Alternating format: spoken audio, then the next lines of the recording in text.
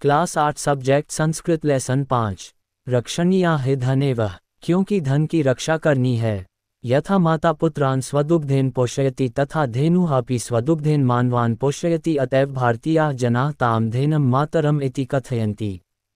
गावो विश्वस्य माता। श्रीकृष्णः धेनुः चारयत्, अतः सः गोपालः इति नाम्ना प्रसिद्धः अभवत्। जिस प्रकार माँ अपने दूध से अपने पुत्रों का पालन पोषण करती है, उसी प्रकार गाय अपने दूध से मनुष्य का पोषण करती है, और इसीलिए भारतीय लोग गाय को माता कहते हैं। गाय विश्व की माता हैं। श्री कृष्ण ने गाय चराए, इसीलिए उन्हें गोपाल के नाम से जाना जाने लगा। भारतीय गायें बहुरंगी होती हैं। इनमें कपिला गाय का बहुत महत्व है। भारतीयाः धेनवः अनेक वर्णीयाः भवन्ति, तासु कपिलायाः धेनः महत्वम् अधिकं भवति। धेनूनां दुग्धं शिशुभ्यः पौष्टिकं मधुरं सुपाच्यं बलवर्धकं च भवति। मायदुग्धानन्तरं धेनुदुग्धम् एव सर्वाधिक सुपाच्यं मृदु बलवर्धकं भवति। दुग्धात् दधिः नवनीतं घृतं तक्रं मिष्टान्नं च जायन्ते। पाश्चात्यदेशेषु धेनवस्तु दुग्धम् अधिक मात्रायां यच्छति, किन्तु तासां धेनूनां दुग्धे तादृक् गुणवत्ता रोग निवारण क्षमता न भवति। अतः विद्वांसः भारतीय धेनः दुग्धम् अधिकं पुष्टिकारकं मन्यन्ते। भारतीय चिकित्सा ग्रंथेषु धेनः मूत्रं, पुरुषं, दुग्धं, दधि, घृतं पंचगव्य रूपेण वर्णितम्। पंचगव्यस्य उपयोगं मानसिक व्याधिषु कीटनाशकरूपे गृहव्यवस्थायां पाण्डुरोगस्य, विचचिकारोगस्य, प्रमेहरोगस्य, क्षयरोगस्य च निवारणार्थं भवति। गोमयस्य उपयोगः जैविक उर्वरकरूपे अर्पि अधुनापि क्रियते। जैविक उर्वरकिन संस्थानां वृद्धिर्जायते। इसका हिंदी कुछ इस प्रकार है। गाय का दूध बच्चों के लिए पौष्टिक, मीठा, सुपाच्य और बलवर्धक होता है। माँ के दूध के बाद गाय का दूध ही सर्वाधिक सुपाच्य, मुलायम और बलवर्धक होता है। दूध से दही, ताज़ा मक्खन, चीनी और मिठाइयाँ बनाई जाती हैं। पश्चिमी देशों में गाय अधिक दूध देती हैं, लेकिन उनके दूध में उतनी गुणवत्ता वाली रोग निवारण क्षमता नहीं होती।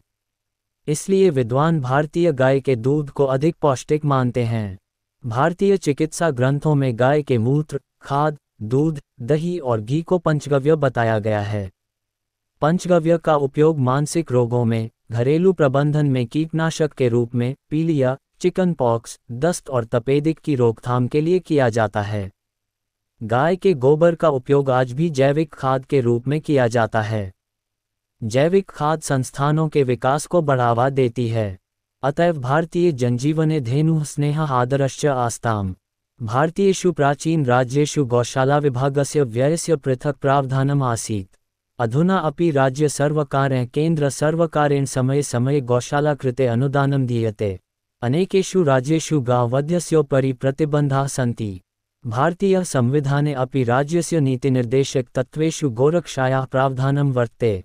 वयमपि धेनूनाम् उपकाराणि स्मृत्वा धेनुभ्यः प्रणामांजलयः वितरामः। इसका हिंदी कुछ इस प्रकार है। इसीलिए भारतीय लोक जीवन में गायों को प्रेम और आदर दिया जाता था। प्राचीन भारतीय राज्यों में गौशाला विभाग के व्यय के लिए अलग प्रावधान था। अब भी राज्य सरकारें और केंद्र सरकार समय समय पर गौशालाओं के लिए अनुदान देती हैं।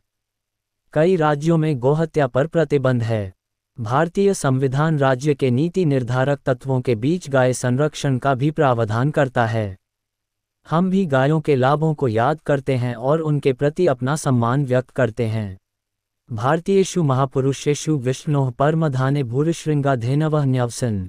भगवतः ऋषभदेवस्य चिह्नम् अपि धेनः अपत्यं वृषभः। भगवतः शिवस्य वाहनोऽपि नन्दी वृषभः। दिलीपस्य नन्पत्यतायाः निराकरणमपि महर्षेः वसिष्ठस्य धेन्वा बन्दिन्या एव कृतम्। कामधेनुः एतादृशी गौरूपेण वर्णिता यस्याराधनमात्रेण मानवस्य सकलानां मनोरथानां पूर्तिर्जायते। बनूनां गाथाकर्ण्य वयमपि चिन्तयामः तासां कृते किमपि कुर्याम। तस्याः कृते समाजस्य उपेक्षावृत्तिः निराकरणीयः यं वन्दिनिकान् धेन्वोः स्नेह्यामः। तद्धनराजासु धेनुषु स्व आसक्तिं प्रदर्शयामः। इसका हिंदी अनुवाद कुछ इस प्रकार है। महान भारतीयों में भूरिशृंगा बेनवास विष्णु के सर्वोच्च निवास में रहते थे। भगवान ऋषभ का प्रतीक गाय की संतान बैल भी है। भगवान शिव का वाहन नंदी बैल भी है। दिलीप का बचपन भी महर्षि वशिष्ठ की गाय बंदी ने ही हल किया था।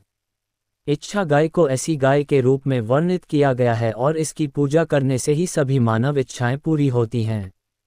जो हमें प्रिय है गायों के राजा में हम गायों के प्रति अपना लगाव दिखाएं।